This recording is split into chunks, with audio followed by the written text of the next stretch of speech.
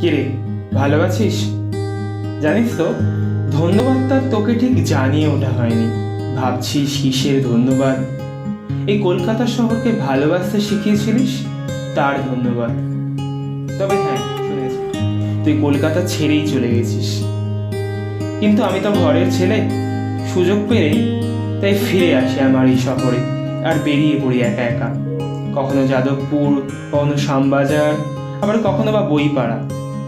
তবে হ্যাঁ, আগের মতো এখন আর কেউ জোর করে না আমাকে উত্তর কলকাতার গলি ঘোরার জন্য।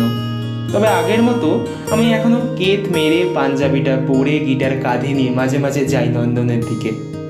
দেখা হয় থিয়েটারে সেই পুরাতন দাদাগুলোর সাথে, আড্ডা হয় অল্প বিস্তর। জানিস তো, এই শহরের অনেক কিছু পরিবর্তন হয়েছে। চিলেকোঠার প্রেমগুলো আজ ফ্যান্সি ক্যাফেতে এসে দাঁড়িয়েছে। অনেকেই আমাকে বলে এই কলকাতা নিয়ে আমার ভালোবাসাটা বড়ই ক্লিশে।